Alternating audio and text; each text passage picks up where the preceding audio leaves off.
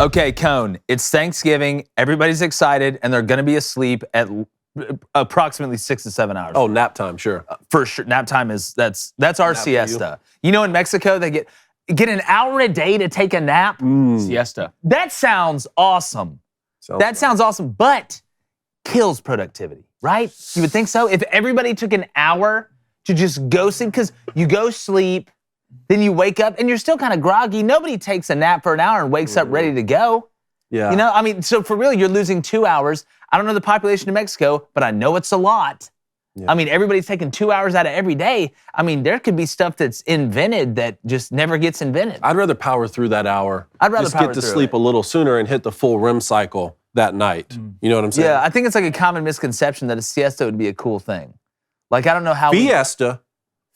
I'll party all afternoon. There's such a huge difference between a fiesta and a siesta, and I don't understand why they made those words so similar, but as somebody who speaks the English language, trying to ask why another language is a little complicated. We can't talk. That's not how that works.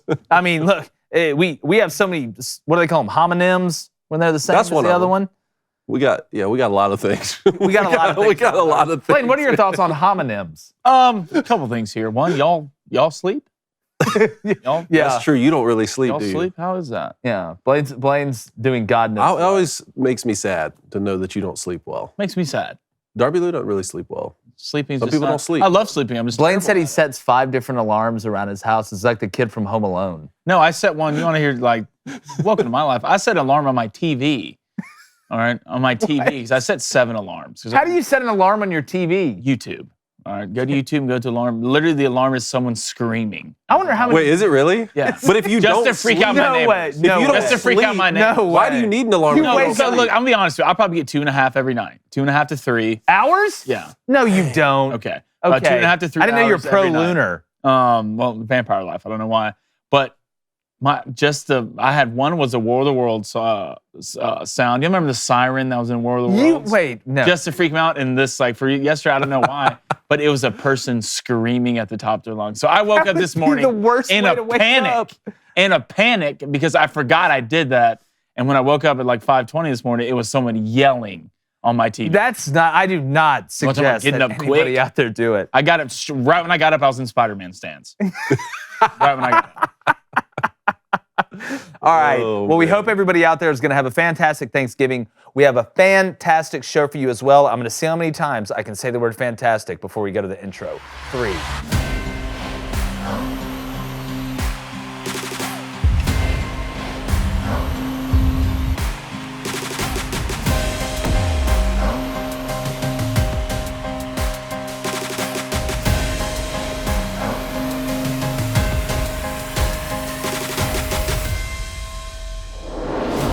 All right, everybody. As I said, I hope you are having a fantastic Thanksgiving Day. If you're watching this on a Friday, hope you had a great Thanksgiving Day the day before or whenever you're celebrating it. I do want to start this off by saying, in my opinion, is there anything more American than Thanksgiving and football? Maybe, I don't know, letting rich people off the hook or underperforming in the World Cup?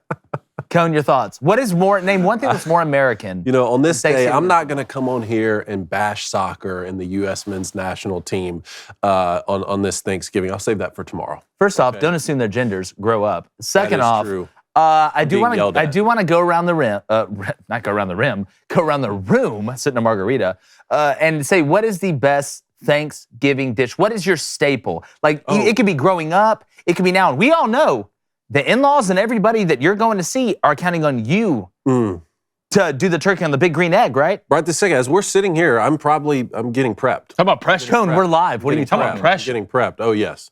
We're live. Is that future Cone you're talking about? I'm talking about future Cone. Future Cone. Okay. There's Cone, there's future Cone, How's he there's doing? replacement Cone. I mean, it's everywhere. I'm surrounded constantly. There's baby Cone. The Cone.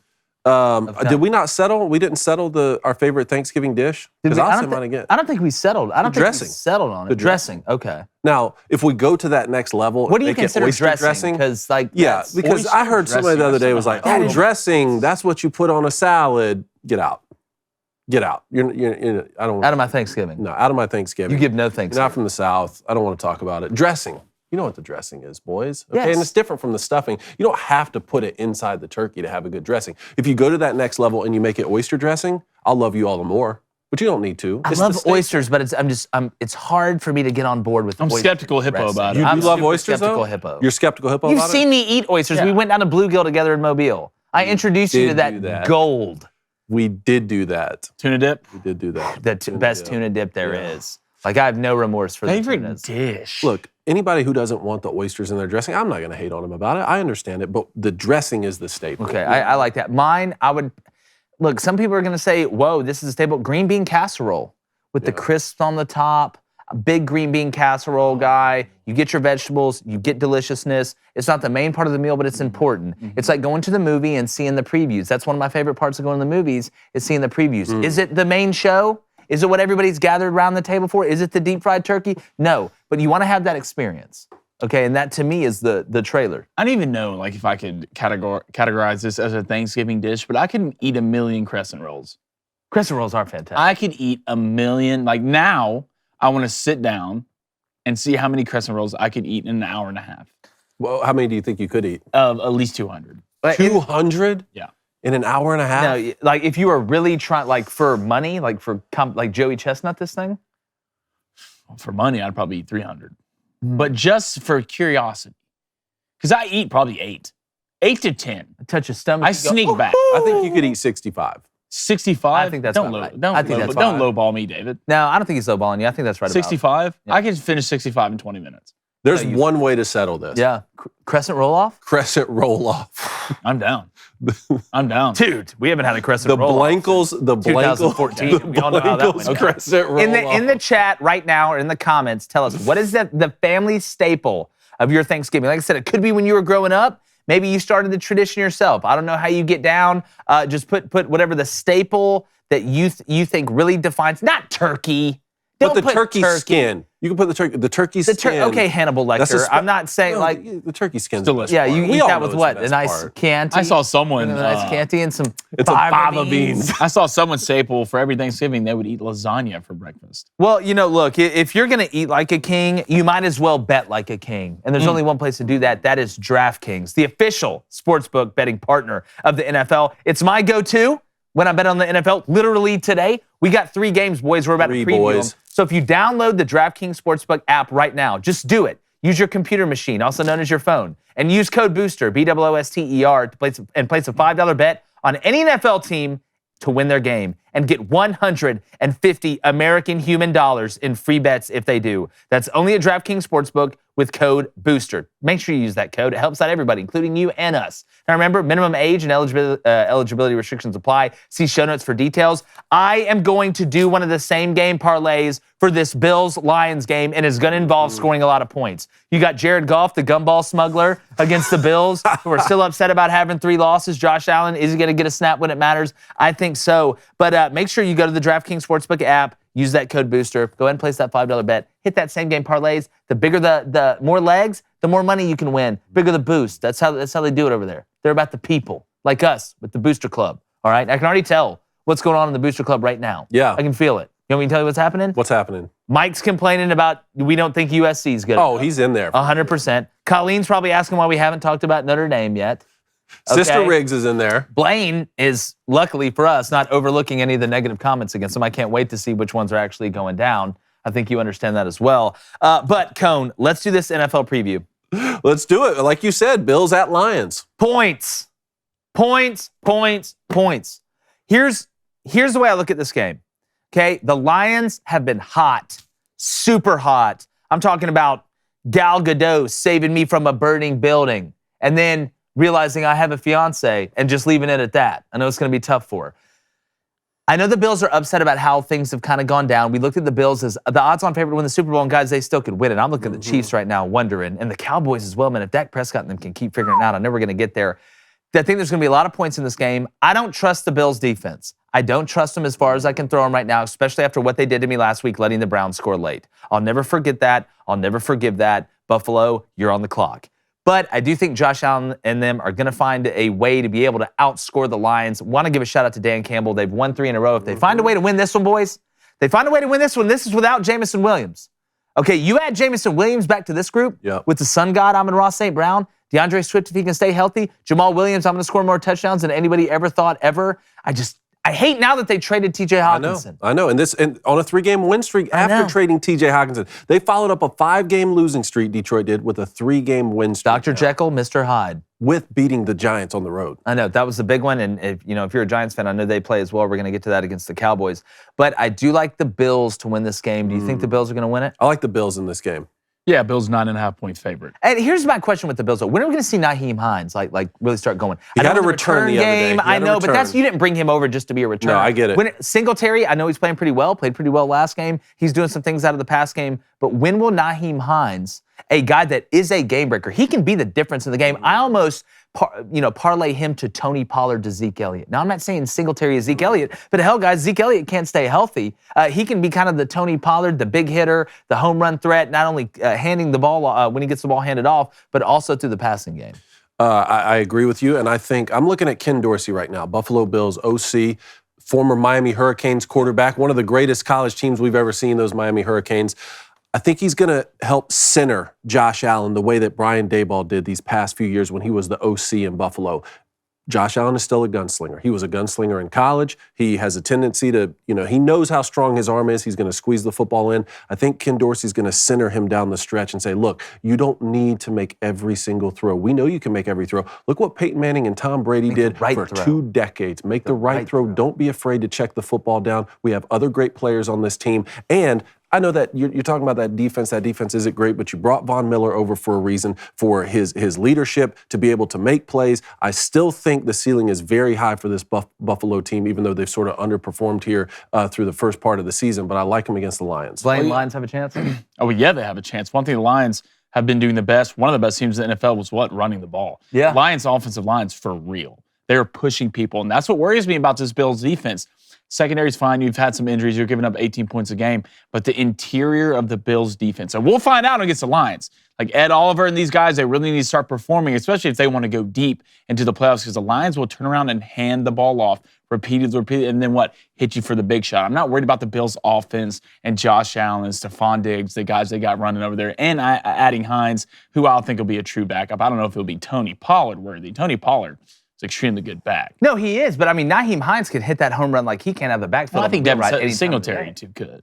Yeah, but I think Singletary and Nyheim Hines are pretty. I think they want Singletary to obviously carry the load in between. You got James Cook back there as well. And James Cook, again, with James Cook, a lot of people, and coming out, while James Cook is a good back in between the tackles, I think him and Nyheim Hines are a lot more similar than Singletary and Nyheim Hines. But I do think the biggest worry, if you're the Lions team, is your defense. You're giving up 30 points a game. Yeah. It's unacceptable. Yep. You're not going to win many NFL games, giving anything plus 25, realistically. A lot of points, over-under is 54.5. I would take the over in this game. But the one thing, the key I'll be looking for is the interior of the Bills' defensive line, if they can hold up versus the Lions. I think that's a good point. What's next on the slot? Giants at Cowboys. Cowboys coming off that thrashing. They just beat the brakes off the Vikings. Y'all know me. I'm not the biggest Dak Prescott fan in the world, but I don't think Dak Prescott has to be Joe Montana for the Cowboys to have a chance to win the Super Bowl. I think their running game and that defense is good enough to be able to do it. And we come down to playoff time. Like Blaine said, it is going to come down to who can run the ball and who can stop the run. That's what it's going to come down to, because the NFL is a huge play-action league. We know that. You do have some teams that throw it more than others, but there's a lot more similarity scheme-wise in the NFL than there is in college. You don't have teams running the triple option. You don't have teams running true up tempo. You don't have teams throwing the ball 70% of the time. You don't have a ton of air raid in the NFL if you really want to look at it and boil it down. When I look at this Cowboys team, you got Micah Parsons. You have a defensive line that is able to cause havoc. You got Diggs back there that scares the hell out of every quarterback. They know where he is. It's like behind enemy lines with Owen Wilson. The offense is Gene Hackman. He knows where Owen Wilson is. You're just trying to go out there and get him messed up, mess with his eyes a little bit. I don't know if the Giants are going to be able to score enough points with the way they play, even with Saquon playing well. Now that Wan'Dale Robinson is out, he was a big game breaker for them. He's still new in the league, so he was kind of underrated. The book's still out on him. When I look at this matchup, I really like the Cowboys, and the more I think about it, I like the Cowboys big in this game. I think they're really big. I know it's a division matchup. They have a chance, because if you look, the Cowboys are 7-3 and the Giants are 7-3, correct? Yes. This is a separation game. Okay, the Giants still have to play the Eagles, twice? which means one game on the road to the Eagles, which I don't think they can win. It's going to be tough for them to beat them at home. Yes, the Giants still have to play the Eagles twice. This is a separation game for Dallas, and I know you think, division game, somewhat of a rivalry game. It's going to be close. The guys are going to play hard. No, I think the Cowboys line up and kick their ass. I think it's going to be a Thanksgiving beatdown. The Giants end up being the turkey. Well, the Giants lost in Week 3 at home to the Cowboys, and that game was 23-16. I'm on the same page with you here. I would take 8 to 10 quarterbacks around the league above Dak Prescott. But he's still in the top half, and with that defense, the Cowboys' defense is so elite, you have to like their chances to make a playoff run, even with Dak Prescott at quarterback. Well, if you're a Cowboys fan too, watching Dak Prescott and CeeDee Lamb really start to kind of figure it out here lately has got to give you hope, because that's a combination that CD is so good at controlling his body, and he's not afraid to take a hit over the middle. He's a guy that is, I think he's a lot better yards after contact guy than a lot of people get him credit for if you really watch the way that he plays. And he does a good job of not getting squared up too much. But if I'm a Cowboys fan, there's been years where the Cowboys, you felt good about him, and it was what with the Cowboys? Man, that offensive line. Man, that offensive line is fantastic. Hall of Famers here, Zach Martin, Tyron Smith, all these guys. This year, I feel like they are a defense, run to pass, use the running backs in the pass game, play action, hit CD deep. Dalton Schultz is a security blanket at tight end, one of the most underrated players in the NFL, I think, at that position. We obviously talk about Travis Kelce and George Kittle and guys like that, but watching Dalton Schultz really start to cement himself as a legitimate tight end, and you see Dak just continues to trust him week in and week out. I like the trajectory of the Cowboys right now. I really do. I like how Kellen Moore's calling this offense, too. It's innovative, pin and pull game, the counter game. They got the reverse game going as well. I like this. Is a tale of who's going to be on the field for the Cowboys for me. You got to think Anthony Barr questionable, Micah Parsons questionable. And Micah's going to play. Micah's going to play. Tyrone Smith's on IR. Ezekiel Elliott questionable. DeMarcus Lawrence questionable. Those are two of your biggest players on defense. I would be shocked if Micah Parsons and Dexter Lawrence did not play. Well, right now, I'm not their injury. Well, questionable in the NFL. Yeah, the difference between questionable and doubtful is 35,000 miles apart. Well, true. How about for the Giants? For the Giants, no one really important. Well, let me tell you, no one game breakers really. Yeah. I mean, your offensive tackles out, Andrew Thomas, four that are questionable, but your tackle's questionable. That's going to be big. But if Micah Parsons or DeMarcus Lawrence doesn't play, it's not as big. But this game's going to come down to almost the same thing we've been talking about. Kind of with the Lions is two running teams. Yeah.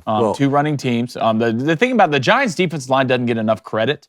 One of the better defensive lines in the NFL. That's why I was so impressed with the Lions and what they did and be able to run the ball against them. But I think you're starting to see the Cowboys come into their own. Dak's starting to come back. He's starting to look healthy. I do think Dak's a top 10 quarterback. You added Tony Pollard. You just got to be healthy when it's the right time. And Daniel Jones will not be able to put up enough points for them to beat the Cowboys. Ezekiel Elliott has benefited so much from having Tony Pollard there because he doesn't have to carry the workload all by himself. On the Giants side of the ball, you look at, we were talking about Brian Dable and the job he did as the OC with the Bills.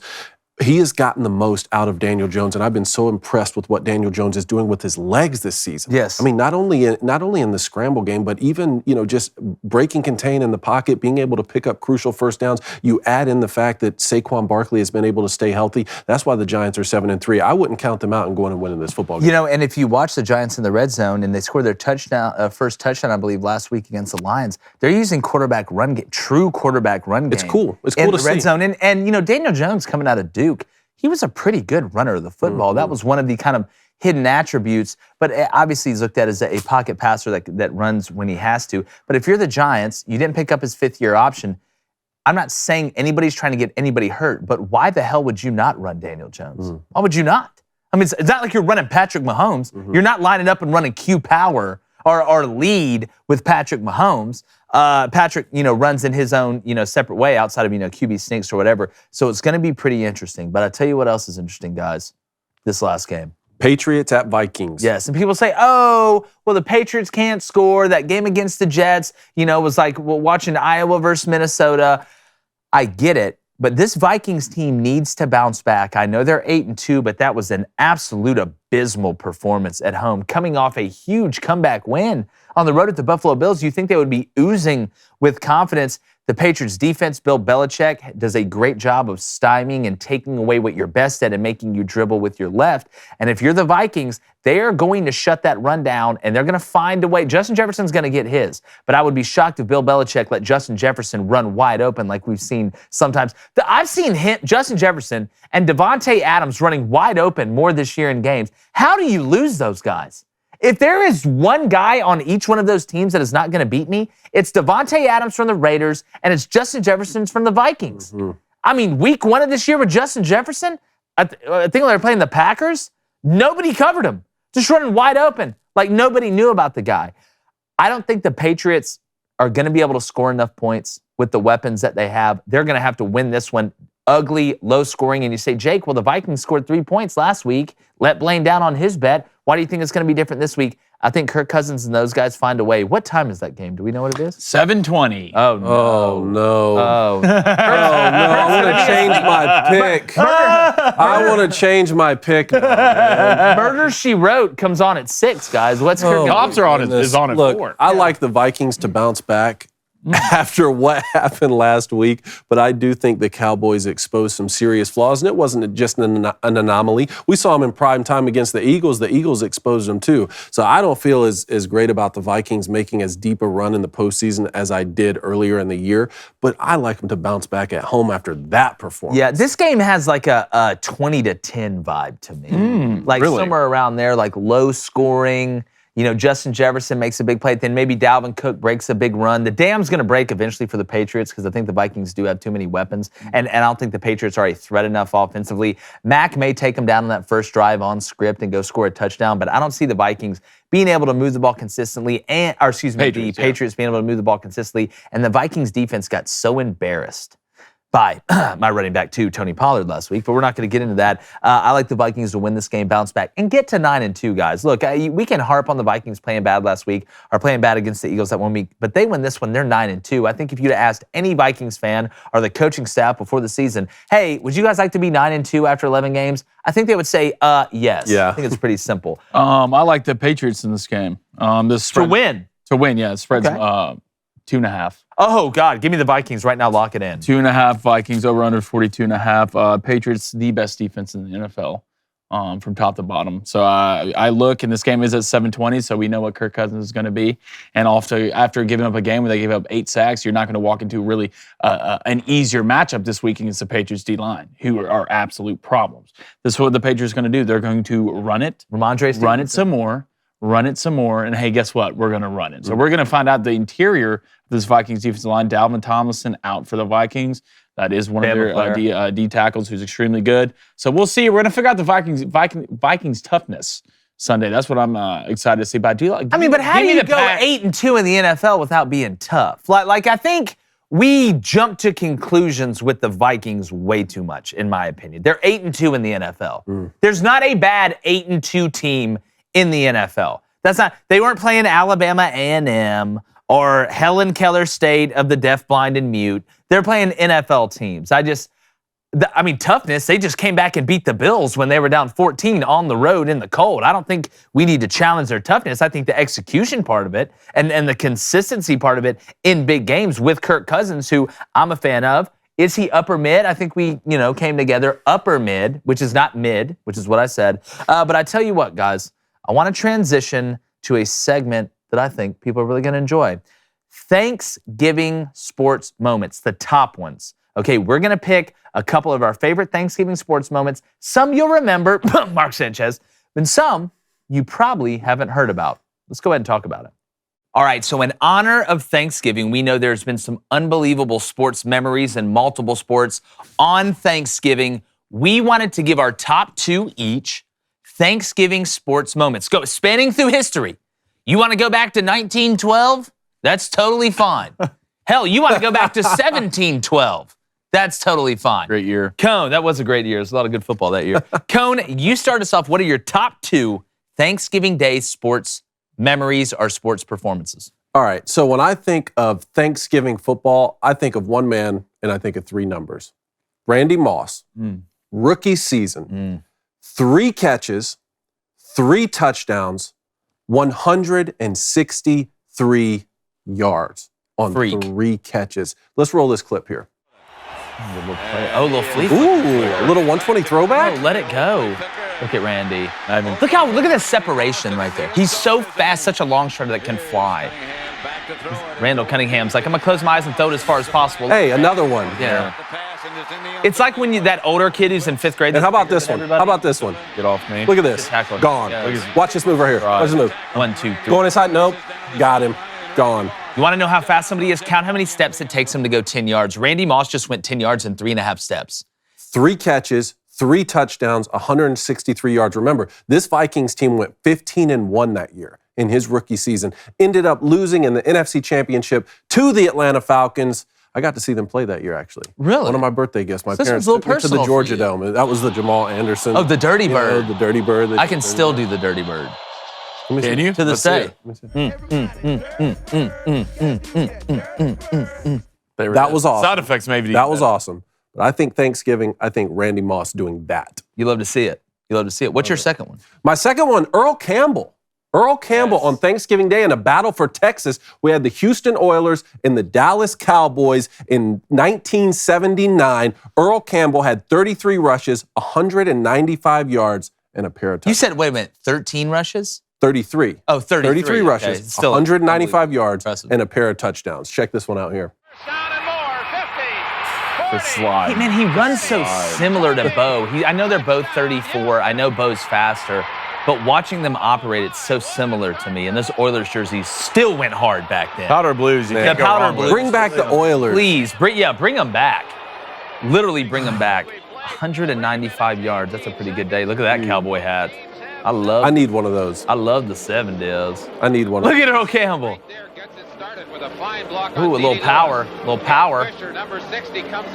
Working to the outside. Look at his legs, dude. They're like tree trunks. 2 rushes, 65 yards, and a touchdown. That's a good start, fellas. Oilers ended up winning. 30-24. Earl Campbell, man, I wish I was alive back when he was running the ball. A lot of people compare Derrick Henry, Earl Campbell, and losing my mind, Eddie George. All 3 Heisman Trophy winners. All Very 3 with true. the same franchise. I'm going to keep it in the 70s. I'm going to get in the time machine. All right, we're going to go back to 1974, and I'm going to tell you about a guy you've never heard about. The legend of Clint Longley. You say, Jake, who is Clint Longley? We know Roger Staubach's one of the most famous quarterbacks of all time, NFL legend. So they're playing on Thanksgiving Day in 1974. Roger Staubach goes down with them losing to Washington 16-3. Backup quarterback, so rookie coming in, not expecting a lot. Hey, let's just turn around and hand it off. Nay. Clint comes in there, goes for 203 passing yards, a couple touchdowns, leads the Cowboys all the way back to the dub. Now, you never heard anything from Clint Longley again, so this to me makes it even more impressive. Wow. You saved your best performance for Turkey Day, my friend. So congratulations to you. And you know what, guys? I'm going to continue to stay here in the 70s. We're going to go back to 1971 for one of the game of the centuries. We hear this all the time. Oklahoma and Nebraska. Now, this was basically right before the Nebraska Renaissance. It was back and forth. Nebraska went up 28-17. Oklahoma came back, went up 31-28. But Nebraska was able to fight back, get the dub, and this is really what started the popularity of Nebraska. But these are 2, obviously, just absolute traditional programs now that we're looking back on it, but just a game that goes back and forth. We always love the games where somebody's up, somebody comes back, then somebody comes back again. It was almost a who gets the ball last situation. Now, they weren't spreading it out, going empty and throwing it around, so it makes it even more impressive. I mean, look at the players in this game. You got guys like Johnny Rodgers. I mean, heck, you go down the list, there's legends through and through it. So this was one of the many great games between Oklahoma and Nebraska. Man, I hope Nebraska gets back. That was the game of the century, right? Yeah, game of the century. And then we've had, Alabama LSU was game of the century. You've had other game of the centuries, but this was almost the inaugural, I believe, game of the century. 1971, Thanksgiving. You're just living in the 70s right now. I love, oh man, what was,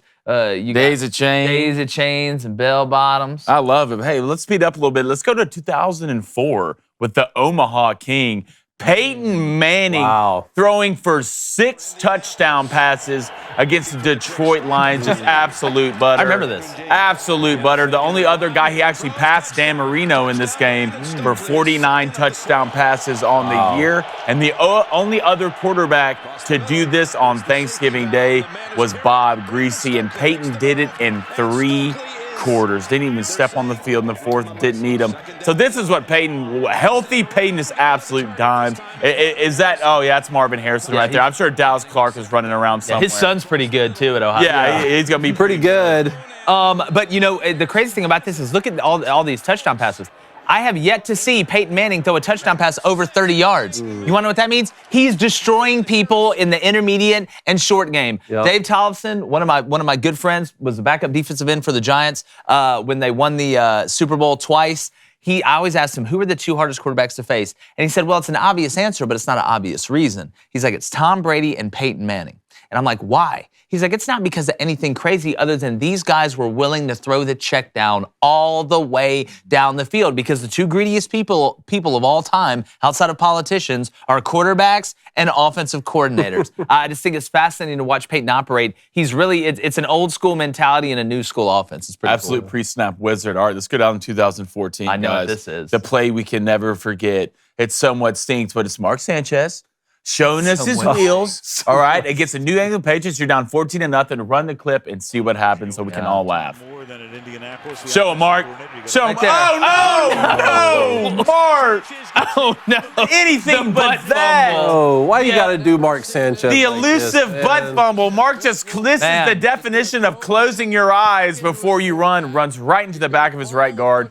Fumbles it off his butt. The play that'll never be forgotten. You got a better chance of capturing YouTube than capturing a butt fumble. Now, that I will say this, if he doesn't fumble this play is not even remotely as important as what we've made it. It wouldn't be the butt fumble. If he just ran into the back of the guy, it would be funny, we'd laugh, but it would not be being presented to you on Thanksgiving Day as a memorable sports moment or performance if he did not fumble that. Mark Sanchez. That's what Mark Sanchez is remembered for. He was such a good way player. The road. It's the way player. the road. He's rich. Nice guy. I don't care. You mess around. I would love for them. I would do a butt fumble every play for that amount of money. Yeah. I'd do a butt fumble. I'd do a front fumble, which we haven't seen one of those since the front fumble. Yeah, we have since the 70s. Talk about the 70s, man. What about a butt fumble flea flicker?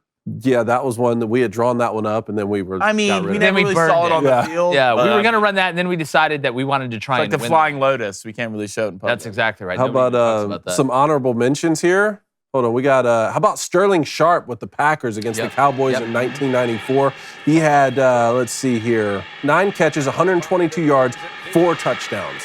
Well, you know the funny thing is, I wonder how many people, in the comments below, how many of you, when watching football on Thanksgiving, after you eat Thanksgiving, fall asleep with the game on?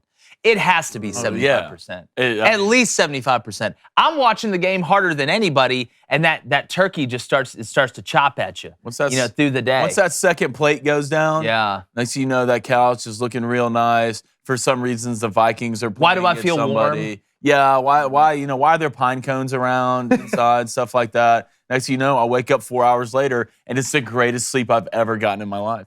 All right, guys, hope you enjoyed that. Tell us if there was one we missed. I know there's a bunch of Thanksgiving sports moments that we missed. Tell us your favorite one in the chat or in the comments, and who knows, we may feature it on the next show. But, guys, we talk about RPOs, right? Am I going to hand it off? Am I going to run it? And I'm going to throw it.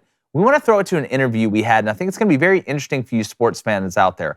It's a book that's coming out by Ben Valenta and David Sikoriak, and it's called Fans Have More Friends. They dive into the happiness of sports fans, and I think you may be a little bit surprised with the results. All right, we are very excited to talk about a new book that's coming out November 15th. It's called Fans Have More Friends, and I think it's a great correlation in the stuff we talk about on this show and kind of the genesis of this show and why we wanted to start it, even though it was kind of organic and by accident. But we're very excited to bring in Ben Valenta and David Sikoriak. Gentlemen, but both authors of the book. I'm very fascinated to read this once it comes out. But first, we just want to thank you guys for taking some time and joining us. Oh, thanks for having us. We're happy to be here. Thank you. Yeah, definitely. All right, well, let's jump right in because, when I was researching the premise of the book, I've always asked myself, when it comes to fans, and as a guy that coached for 9 years and played, and these guys were obviously involved in athletics, we always talk about sports being a great teacher of life. And I think we always think about that from a player's perspective or a coach's perspective. But what I find interesting about what you guys have done is found out from a fan's perspective and really kind of what it means to be a fan. And I look in our society nowadays, and it's so volatile in so many different aspects. Sports is the one area that while you can dislike your rival or maybe not like the Lakers, it's kind of like the last haven that brings us together, and it's so important. And I don't know if it's ever been more important than it is right now. We come from the perspective that, like you, we are players and coaches ourselves. We understand the values, the lessons that are taught by engaging with teams, like being a teammate. We didn't think necessarily that we would arrive at some of these conclusions regarding fandom itself. And I think we all have a hunch as fans that fandom is social. I think all have, intuitively can nod along to the idea that, fandom creates community. We wanted to try and prove that out at scale to understand, is this truly the animating life force driving fandom? And then if so, what are the knock-on effects? And what we find is it is, in fact, the animating life force of fandom, and the knock-on effects are incredibly positive. Without a doubt. David, your kind of thoughts on everything? No, I appreciate the distinction you drew from playing sports to being a fan. Right? In our culture, people who are not even fans will put their kids into sports because everyone recognizes that playing sports is good for you. The teamwork, the lessons taught are all great.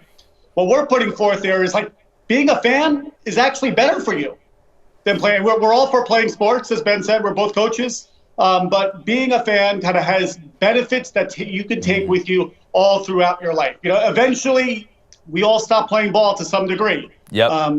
Catches up with us. And, even the greatest have to stop playing. Being a fan is forever.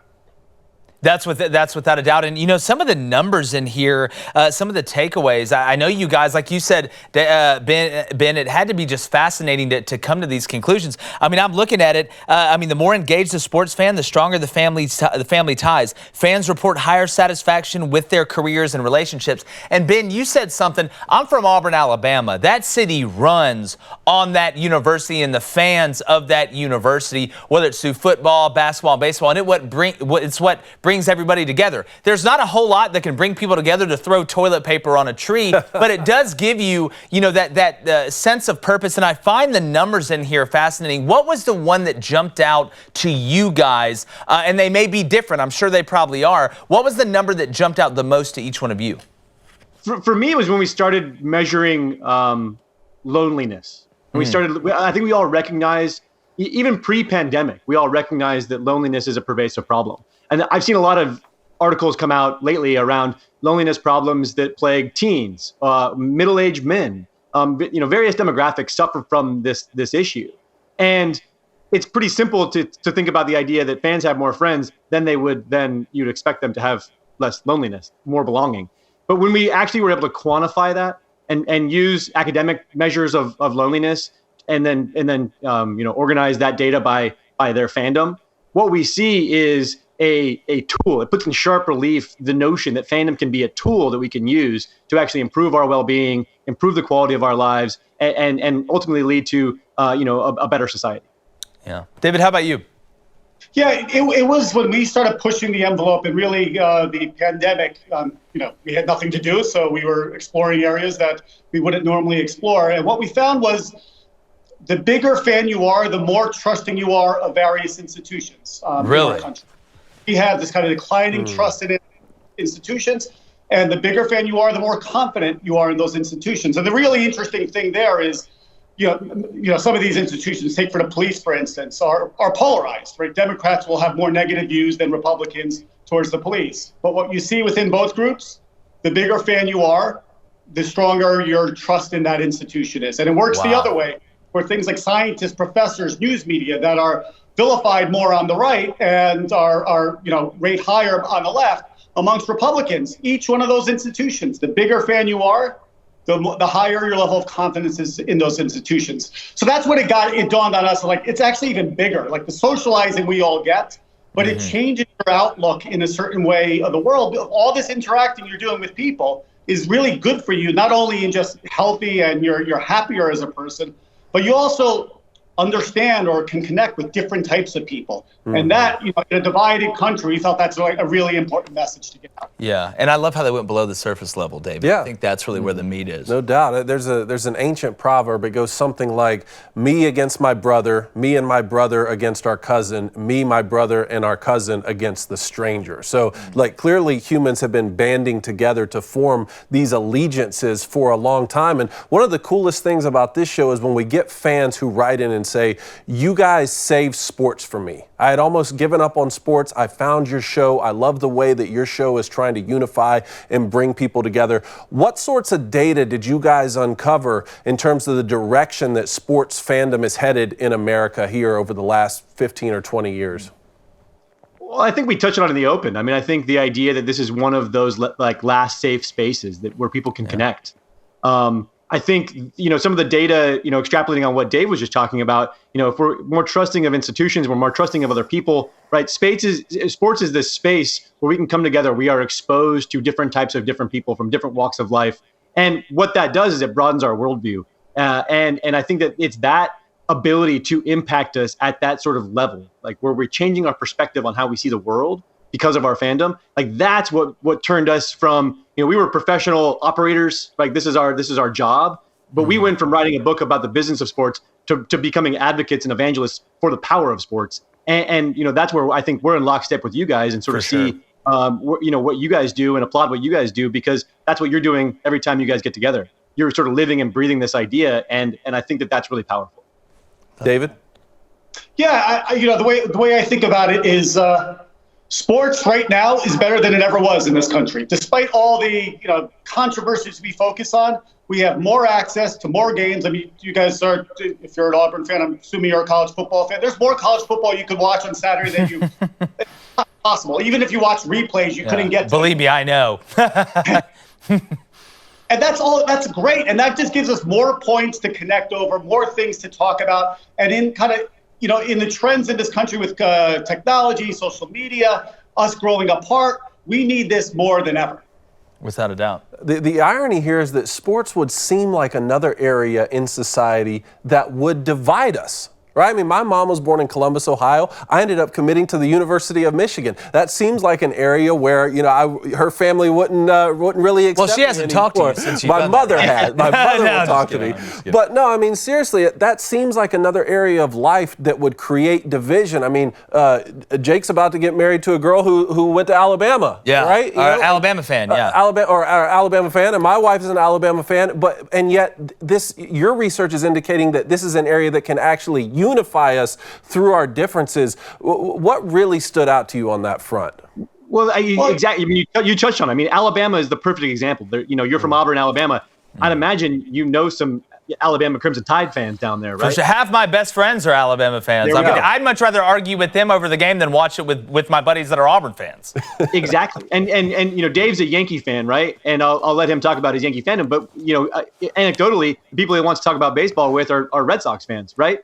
Mm-hmm. It's fun, right? This just creates a nuanced, textured way to engage with sports in a different way. And this is like the one space where we can get in and bust each other's balls and have a good time. And no one takes it too seriously. And it's just fun. It's just you're not going to get canceled for saying that Alabama's offensive line isn't very good. I don't know. It depends on how mad you make Nick Saban. We'll see how it goes. David, you're a Yankees fan. I'm also a Yankees fan.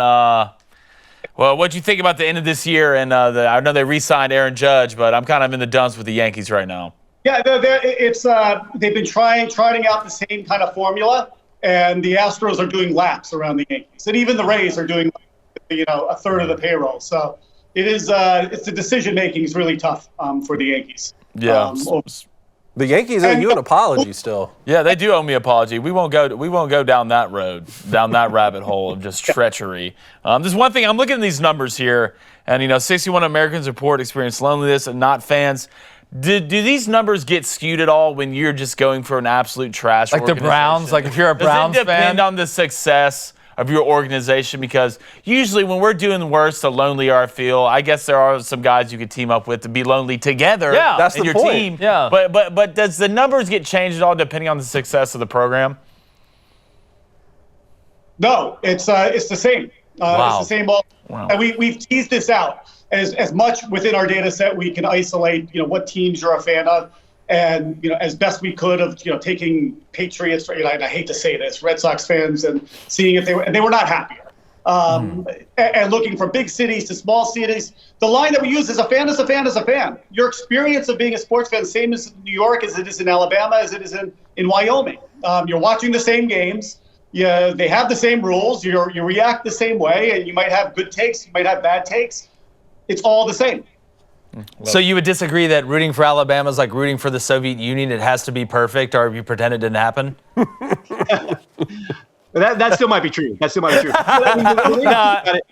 You go on this emotional ride. You go on an emotional ride with people, right? You're whether you're an Alabama fan, an Auburn fan, you're on this emotional ride. You celebrate, you commiserate. It's the emotions of the moment. It's the thing to talk about. It's that connection that really matters, and that's where we want to shine a light on. It's about the connection, right? Yeah, it's not about what's happening on the field. It's about what's happening in the stands. Yeah, well, I think there's such a niche for what you guys found, because I haven't seen this before. You know what I'm saying? This is the first time you have actual numbers where you can look at. I'm very surprised that it's kind of even across the board. My last question before we tell everybody where they can go get this on November 15th, go get it the minute it comes out. These things are going to sell quicker than Girl Scout cookies, and you know how quickly those things go. Thin Mints, I mean, they're Gonzo the Clown.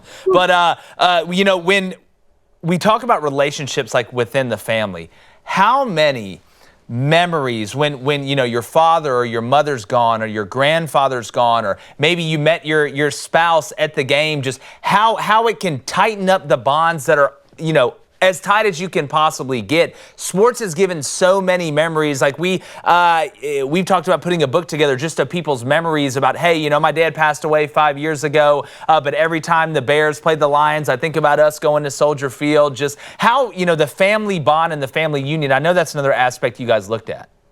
Well, we have numbers that would support everything you just said, and so there's data, there's analytics that supports that idea.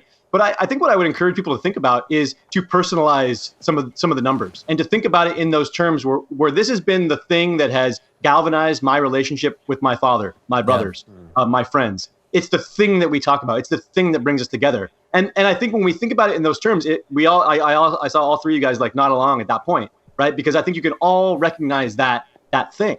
In the foreword to the book written by a colleague at Fox Sports. He describes a story of being at the Super Bowl, and he's sitting next to these people, and this guy's wearing these big work boots, right? And he's rooting on the Pittsburgh Steelers 6 years ago. And at some point he says, well, it's pretty hot here. You on your feet all day. Why are you wearing those work boots? And he says, those are actually my dad's work boots. He was a coal miner in Pittsburgh for however many years, worked in the mills, and he was a huge Steeler fan. He passed away a few years ago. I wanted a piece of him to be here. And we all get a little misty-eyed when we think about that, because we can see that in ourselves, in our own lives. And I think as soon as we see our fandom for what it is, it's this engine of social connection. As soon as we see the fantasy league, the bets we lay as really just a way that I can get my phone to light up with text messages, right, and connect with those people. That's when the magic and power of this comes alive. And I think that's really what we want people to understand about their fandom. Wow. Yeah, it's the ultimate icebreaker when it comes down to it. When you look at sports, it's the ultimate icebreaker. Guys, tell everybody where they can find Fans Have More Friends. Dropping November 15th. Where can our audience and everybody else go get a hold of this? Fans Have More Friends is available wherever you get your books. So look out for it. Yeah. Nice. And you can also visit us to get more information on fanshavemorefriends.com. Awesome. Well, guys, we really appreciate the work. It's very important what you did. I know y'all are very busy. It's about to drop. I know it's going to be hot. Would love to have you back on at some point to talk some more about this. It's a fascinating subject. Okay, guys, thank you so much for joining us. We hope you're going to have a fantastic Thanksgiving. Enjoy your family. Enjoy your friends. I know we're a super divided society right now, and I know people are going to yell at each other about politics at the Thanksgiving table, but just don't do that. Just have a good time. Enjoy it. This day should unite us. It's Turkey Day. Shout out to the Pilgrims and Indians. Cone, you got anything before we go? I wanted to say I'm thankful for you guys. Aw. Thankful to be a part of this show, man. Me too. Me too, guys. Thank you guys. Me too. All right, and we are super thankful for you, and we'd be double thankful if you hit that subscribe button, turn that notification bell on. We got a great interview with Steve Dace tomorrow, who said before the season that Michigan was more physical than Ohio State. It's rivalry weekend, and like my first plate, Thanksgiving, we're gone.